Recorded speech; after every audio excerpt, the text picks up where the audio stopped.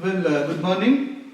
Today's topic of discussion is activity-based costing.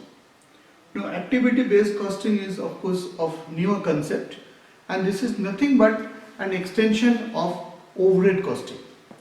Overhead costing, which we have discussed in our cost accounting module.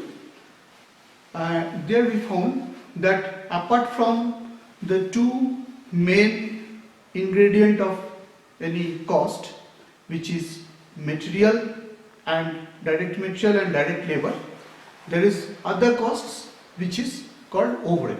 So that means into any product there are three different items of cost which is included. One is material, another is wages or labor cost, and the third one is the other expenses which are included into the term overhead. Now, actually this calculation of or accounting for overhead is the most difficult thing in cost accounting. In relation to any product, the calculation of material and calculation of labor is much more easier. We can explain it with a very simple example. If you talk about this particular table, what is the cost of this table? Now this cost includes direct material cost, which is direct material here used is wood.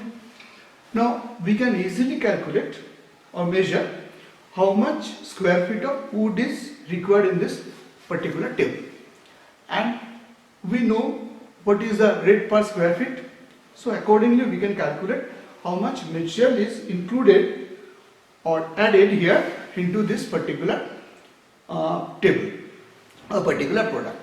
Similarly, there are different about direct wages also. There are different persons who have worked into it, different laborers have worked into it. Some carpenters who have done the cutting job, some have did the pasting job, some have done the polishing work. Now all of them have spent some time to manufacture this particular table or this particular product. Now we know that we can easily calculate that how much time a particular worker or particular labor has spent on this particular product.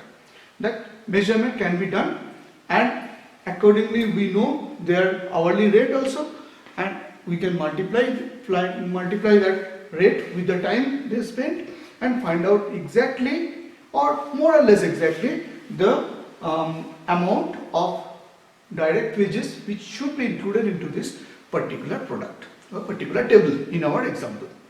But whether this material cost and labor cost will be the only amount which we are going to charge from the customer?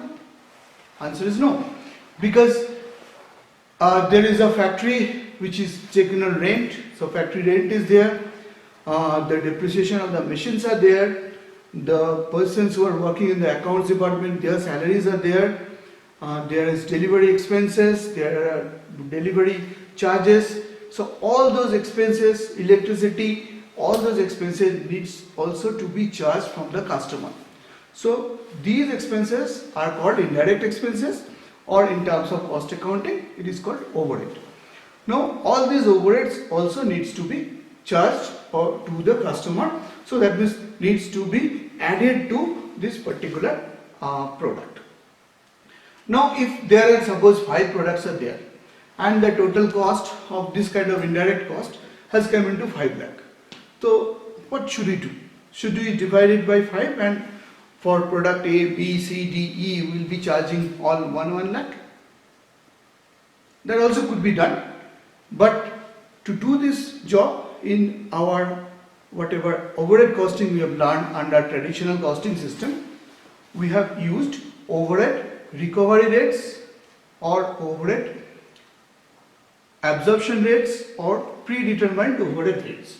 Now whatever name do you call it, whether it is predetermined overhead rate or overhead recovery rate or overhead absorption rate, actually those methods have been calculated, are actually used for calculation of some rate, some basis through which we will be charging this common cost. These are common cost, overheads are common cost. You cannot identify that it is related to only this product. Electricity is used by all the departments. all the departments have got the benefit of say canteen facility, or say accounts people, they have worked for all the departments, so their costs are common costs. We need some basis to distribute them among different products, because we will be charging, our revenue will be collected from those products only. So we need to find out that how we will be calculating it. For that reason, we actually calculate overhead recovery rate. So let us take a very simple example here. What is the first thing is, what is the formula for overhead recovery? What is the formula for overhead recovery rate? Now, overhead recovery rate can be calculated by the budgeted overhead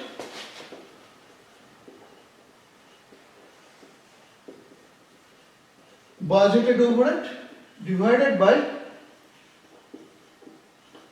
budgeted base. Okay, just now we have used the term base. If we could remember that there are two very common things which were used as overhead recovery rate. One was machine hour rate, another was labor hour rate. Now, machine hour rate, so in that case we can, if we want to calculate the machine hour rate, then this base will be the number of machine hours. So budgeted, so we can write here that budgeted machine hour. Or if we take the labor hour rate, so in that case this machine hour will be replaced by labor hour. So then that means the total overhead will be divided by the number of machine hours or number of labor hours to find out some rate which is the hourly rate. That means what is the rate per hour, and then we need to apply them into different products. Let's take a first mathematical example here. Let us take that the total overhead is, suppose, Neutron 1,80,000. Sorry, this is 1,80,000. So that is the amount of total overhead. And then let us take that the labor hour is say 15,000 hours. 15,000 hours. So in that case, easily we can calculate by using that particular formula, that budgeted overhead 1,80,000 Neutron divided by 15,000 hours. So how much is the average rate? Average rate, or here it will be taken as labor hour rate, will be 1,80,000 divided by 15,000, which is nothing but Neutron 12 per hour. So that will be Neutron 12 per hour. And now suppose there are two different products are there, which are product A and product B. Now product A is using labor hours, so we need to know how much is the labor hour used. Labor hour used by product A, suppose this is 10,000 hours, and B is say 5,000 hours. So how much will be the total overhead charge? Overhead charge or absorbed 10,000 hours into the labor hour at 12. So that will be Neutron 1,20,000 for this, which is nothing but 12 per hour multiplied by 10,000 hours. At the same time for B it will be Neutron 60,000. So overhead charge, so this what we have done into traditional method. The overhead of 1,80,000 has been charged or distributed among the two products A and B on the basis of labor hour, and that amount came as 1,20,000 and 60,000 depending on the number of hours of 10,000 and 5,000 both the product are used. Fine. But can you say that labor hour is the best method to charge it? or machine hour is the best method to charge or distribute these two things? We can't say, because total overhead of 1,80,000 is a mixture of different things. Again, let us take another example. The salary of the account staff. Does it depending on how many labor hours have been worked into the production department? No. The rent of the office building, or even rent of the factory building, which is a factory overhead, which is related to production. That is also not. Factory rent will be same whether you spend 10,000 hours for product A or 1,000 hours on product A. That is not going to change. At the same time, the delivery expenses, it is not related to labor hour. But what we have done, when we have divided this 1,80,000, the total cost, total overhead, among A and B, we have taken labor hour used as the basis. But labor hours may be and definitely is depending on some of the items within this 1,80,000. But for most of the items or many of the items, it may not be a suitable basis. So there was a problem which is there in the traditional method of costing. That's why slowly they have taken introduced the concept of activity based costing.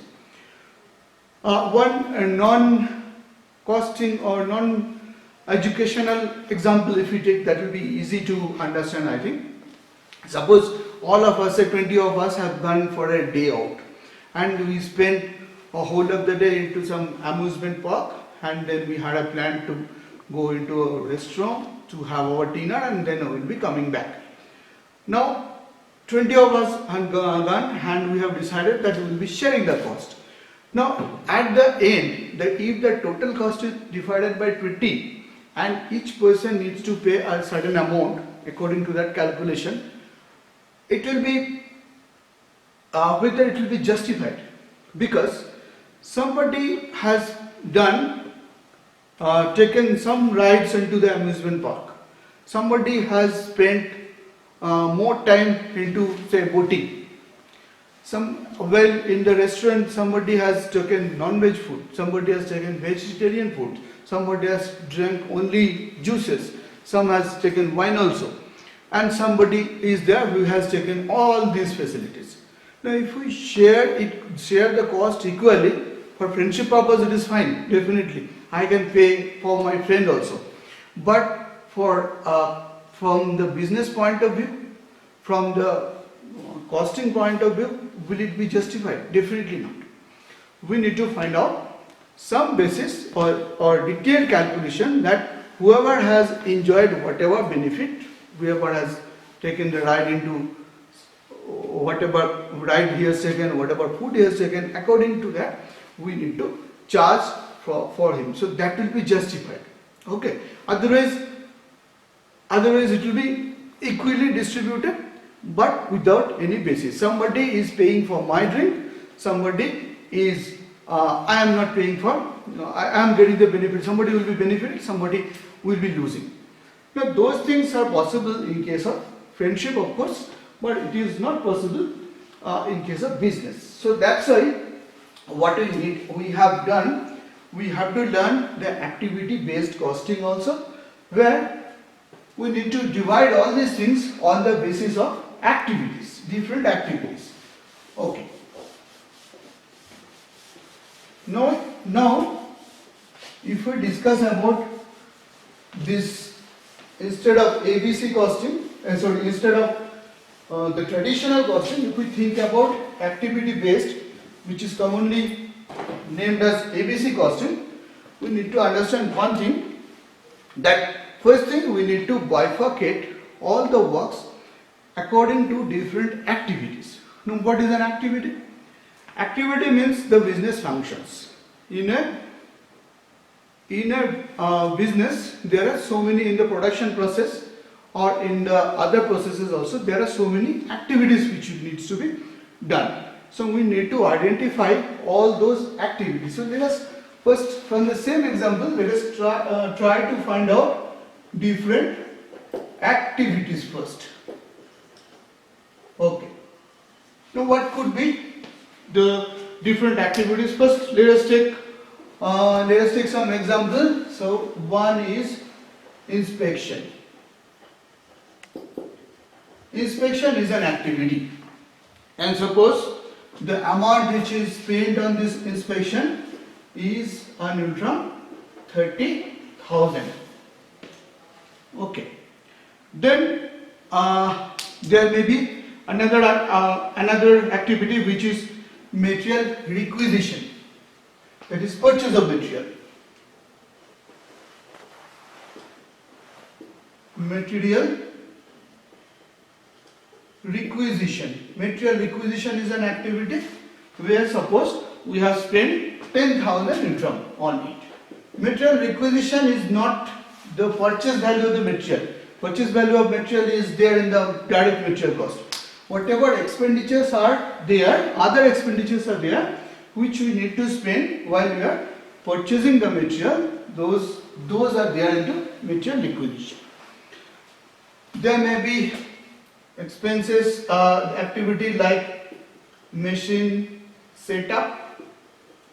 We need to prepare the machine for the purpose of production, and machine setup cost is suppose 30,000, and another is power, which also is used.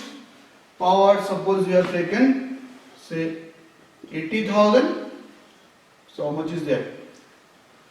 1,60,000, 1,70,000. So balance amount is there, which is 30,000. Latest term is at other. So now this total is 1,80,000. Yes, 1,80,000. 30, 90 plus 10, 1 lakh plus 80,000, 1,80,000. So now also the total overhead is 1,80,000, but we have broken them into different activities. Okay. Now these are different activities. Now we need to find out some another term also here which will be very relevant to explain here, which is cost pool. Now what is cost pool? So we need to cost pool. Cost pool means it's a clubbing of a total of expenditures which are of similar nature. Now think about material requisition. Okay, what is material requisition? Material requisition means it is a combination of different activities. That means the material is required that needs to be identified by the store manager.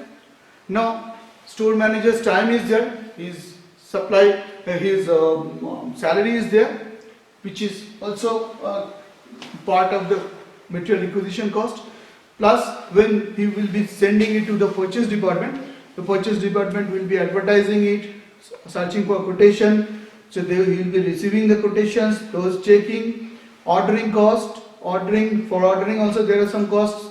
When the goods they will be receiving, they will be inspect those costs, particular items, and all those costs are actually related to the purchase of material or material requisition cost.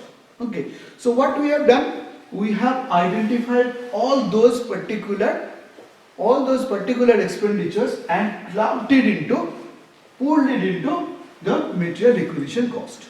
Okay, so material requisition cost is not a single cost, but a combination of different similar type of cost. Another example will be machine setup. Machine setup means for preparation of the production, we need to set up the machine. So at that time, it may be machine was working. So in that case, we need to cool it down. For that reason, water is required. So water is an item of a machine setup cost. At the same time, the persons who are working into the setup jobs, their salary is there. They need to clean the machine. The cleaning materials are there. They need to put oil, lubricant oil. So those are also there, which is related to machine setup cost. Okay. So these are called cost pools. That means all those expenditures have been clubbed total into these broad categories. So these are different activities which will relate to cost pool. Now now we need to understand about cost drivers. Cost drivers. Cost driver means what are those things which are driving those costs. That means which are dependent on this particular thing. Inspection is depending on what could be the cost driver? The number of inspection. So cost driver may be number of inspection. Suppose the number of inspections is 20. The total number of inspection is 20. So this is 20 number. For material requisition, again it will be how many times the material has been asked for purchase. So how many times the requisition has been made. And that example we can take it as suppose 25. Okay. So this is number of requisition which is say 25 number. Okay. Then machine setup is depending on how many hours we have spent on this particular machine setup. So here we can take the driver as setup hours. How many hours we have used in setting up the machines. And the total suppose it is say 250 hours. You can understand that all these units are different. Here it is number, but here it is coming in hours. Okay. So there is setup and power. We all know that kilowatt hours is the unit for power. So we can suppose we have used here number of is 20,000. So 20,000 kilowatt hours. So that is there. So these are the basis or cost driver. On to that we will be bifurcating these. Now another is there which is our other. Now other is normally charged on the basis of labor hour rate, and we have already calculated that 10,000 and 5,000 total 15,000 labor hour was spent. So these are the cost driver. Okay. But now we need to understand, I need to bifurcate all this into those two products A and B. So we need to know how many for these two products A and B, how many hours or how many inspections have been made. Suppose let us take it that here it is 10 number of inspection, here also it is 10 number of inspection. That is inspection when the inspector has come, and that time he has supervised both the machines equally, both the products equally. So 10 number in both the cases. And it is suppose for number of requisition it is 20 number of requisition, and here it is only 5 number of requisition.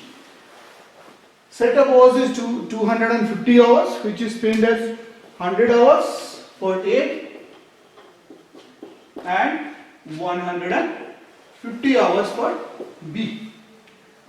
Then power, how it has been used, let us assume that we have used 8,000 here, 20,000 is there, 8,000 kilowatt is used here, and the balance 12,000 kilowatt is used here. And labor hour we have already given, that is 10,000, same from the previous one, 10,000 labor hour and 5,000 labor hour. Okay, so this is our cost drivers, and according to that, those cost drivers, how much is consumed by A and B, we have calculated. Now what we need to do? We need to find out the total. We need to find out the total expenses which are made by A and B. Okay. So let us take it here. So we need to make here a statement. Actually, the place is a little smaller here. Statement of overhead distribution. Statement of overhead distribution. Fine. Now in the statement of overhead distribution, there are B, A and the total also will be written. All are in neutron now. Now we can find out according to this inspection. Suppose inspection. How much is the total of inspection? Inspection total is 30,000. Now if 30,000 is the total, and 20 is the number of inspection, so that means 30,000 divided by 20 or 1500 will be the cost per inspection. And here for A we have used 10 inspections, so it will be 10 into 15,000, 10 into 1500, 15,000 will be coming here. All these are into neutron. B is also in neutron, total is also in neutron. Fine. Then here also it will be 15,000 because both have used 10 neutron. 10 number. Again, this material requisition cost, the total is 10,000. Number of requisition is 25. That is how much? 400 will be the number of 400 is the material requisition cost per requisition, and here is only 20 requisition, so it will be 20 into 400, so that is requisition or the material requisition cost of 10,000 will be broken into 8,000 here and 2,000 here, isn't it? It will be 8,000 and 2,000 because the total cost is first divided into 25 to find out the part requisition cost, and then that has been multiplied by 20 and 5. Okay. The next one is machine setup cost. It is 30,000 divided by 250 hours. So your your machine setup cost of 30,000 is first divided by 250, and answer will be how much? 120. Now 120 is per hour rate, and we have used here 100 hours, so it will be 12,000, and here it will be 18,000. Yes, 150 into 120, so that will be 18,000. Similarly, the rate of power, how much it is? 80,000 divided by 20,000, that means 4 neutron per kilowatt. So your power will be taken here 4 into 8,000, the total is 80,000, which will be broken into 4 into 8, that is 32,000 here, and 12 into 4 is 48,000 here. So that is the breakup of power. Others 15,000, others is 30,000, other cost is 30,000, and 15,000 is the labor hour, that means 2 neutron per labor hour. So this will be here 20,000 and 10,000. So let us add here, this should be 30, 30, 30, 90 plus 10, 1,80,000. It should be 1,80,000, and it is, now we have bifurcated it, let us add it.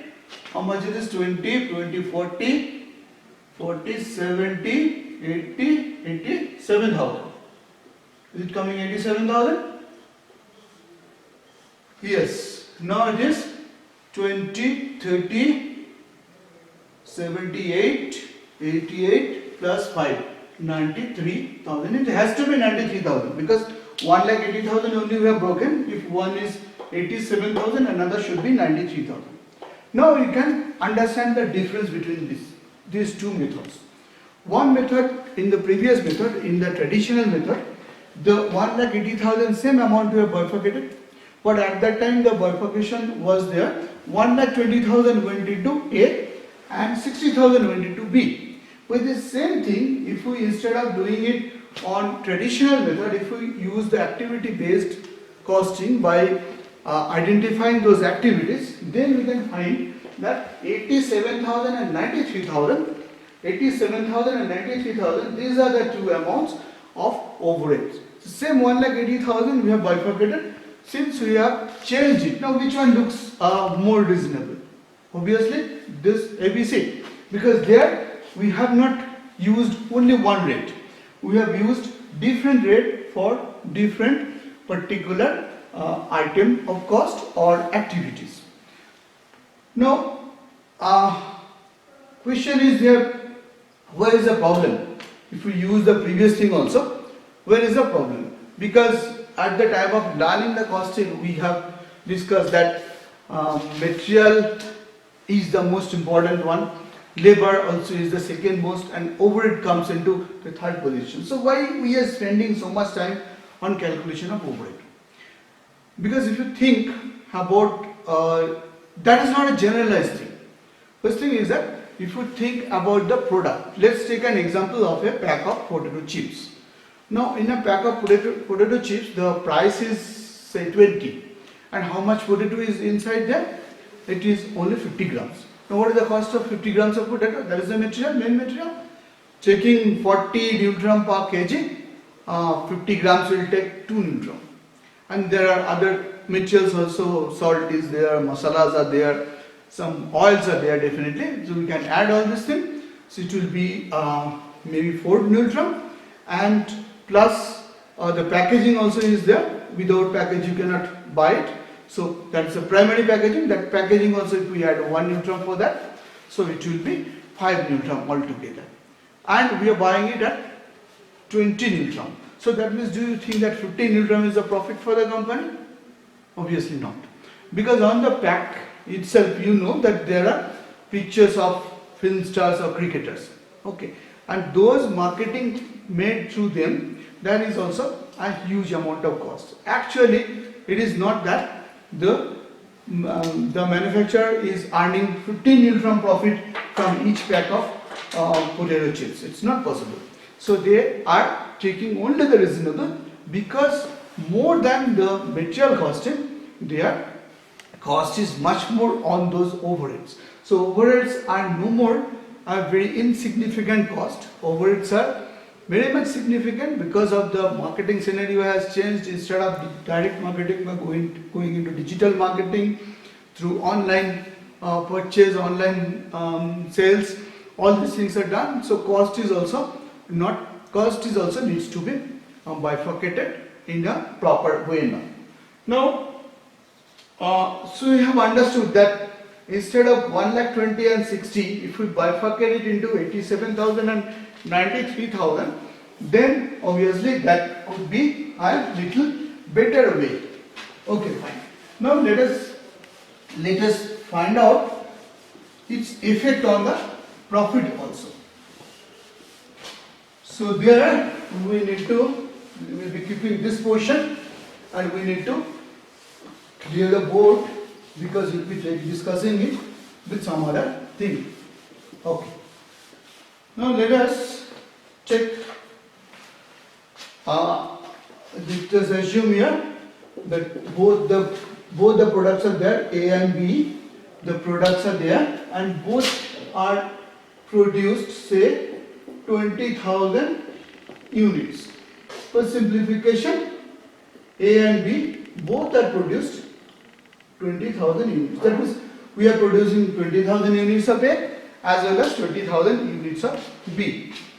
And we can take the other items also, like direct material cost. Okay. Let us assume that direct material cost is, say, from 3 lakh here as direct material, and for B we require from 2 lakh direct material. This material may be same, may be different also. Doesn't make any difference. Then direct wages. We are calculating the total cost. So direct wages, let us take it as 80,000 and 60,000. Fine, it is 80,000 and 60,000. Then we need to add the overhead. First let us do it on traditional method. So the amount of overhead under traditional costing system, TCS, how much it was there? 1,20,000 earlier we have calculated, and 60,000. The total is 1,80,000. Okay. So how much is the total cost now? Total cost here is 5 lakhs, and here it is 3,20,000. So that is our total cost. So now we can calculate the cost per unit also. We have added all the cost. There was 20,000 units, so 55 lakhs divided by 20,000 is nil from 25 per unit, and here it is it will be nil from 16 per unit. 25 and 16 per unit. Suppose this is a very competitive market and we have decided to add only 10% profit. Profit margin is kept as only 10%. So that means here we will be taking 2.50 as a part of profit, and here the profit will be 1.60. So adding this profit, our selling price, all these things, calculation of cost, etc., we are doing to find out how much price we will be charging to the customer. So from this, for this it will be 287.50, and for this it will be 17.60. Fine. And we are charging, now presently we are charging at 27.50 for per unit of A as selling price, and 17.60 for unit of B as selling price. Now the company has introduced, or company has recruited you as a cost accountant, and you find that they are still doing in the traditional method. So you know how to utilize this ABC costing. So if you use the ABC costing, all these things will definitely be same, but your overhead will be changed here.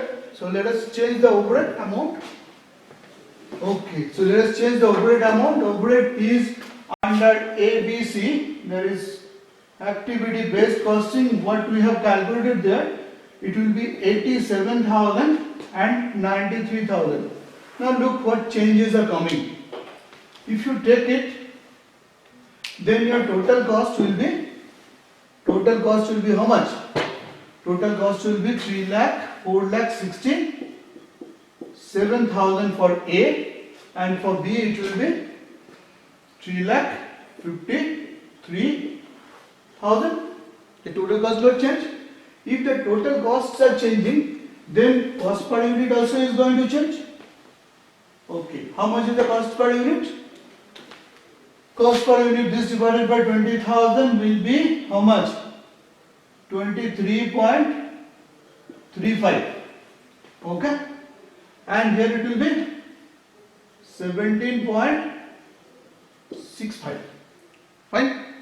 So if we apply the ABC costing, then overhead is getting changed from 120 to 87, and from 60 it is increased to 93, and as a result our cost per unit is also getting changed from 25 to 23.35, and from 16 it is increased to 17.65.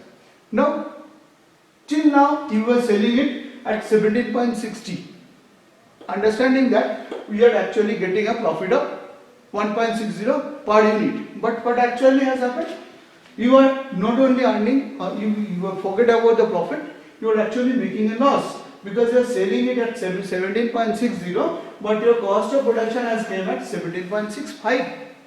So that means the each unit of B you are selling, you are actually making a loss of 0.05. Fine. But you could definitely argue that this profit is adjusted here. Our actual cost of production is 23.35, but we are selling it at 27.5. That means from the company's point of view, if you think that from the company's point of view, you have earned the same amount of profit, because that profit, that loss which you have are incurring here, that profit is collected here. But actually the competition, the market is very much competitive. You are charging much higher than your reasonable amount of profit. And definitely if you know that the goods, if somebody is using ABC costing, he is charging much lesser than you. And that means if you charge less amount, if you suppose instead of here actually you are charging around 17-18% of profit instead of 10%, which is your budget or which is the target or standard into the particular industry. If you are charging more, 17 or 18% you are charging, in that case what's happening here? You are losing your customers. So if you reduce your price, you can increase your sales. At the same time, you may be the leader of the market leader also. So that means these are the two things. Or here also there is a problem that you could think that you are earning profit, which is not actually that amount of profit. So all these things it's possible to find out only through ABC costing, which is much more scientific than the ABC and then the traditional methods. So that's why, because of this only, the ABC costing, because of those mistakes or the problems which are later on identified, they have introduced this ABC costing system. Now, one thing, if you ask me that, sir, you have calculated 23.35 or 17.65, is it the actual one or can it be different? Yes, of course, that can be different. We have identified how many activities there are, only 5. If we identify 10 activities, then this will be much more accurate. If we identify 50 activities, then it will be even more accurate. Actually, because of the we are doing it here for examination purpose, for the purpose of the conceptual idea and all. That's why accuracy is not that much important. Here importance is the amount of concept we are getting. This will be applied into the practical production. So there will be thousands of activities into a factory, and to identify those things, it will have the benefit of computerized accounting, benefit of other facilities. So for that, by using that, you can easily calculate this. This is only for the concept building. That's why we have identified 5 activities. So if you increase the number of activities, this amount again might change. Okay. So that is actually into the production process. We need to do it with the help of computers, and obviously at that time we can deal with different 1,500 different activities also. Fine.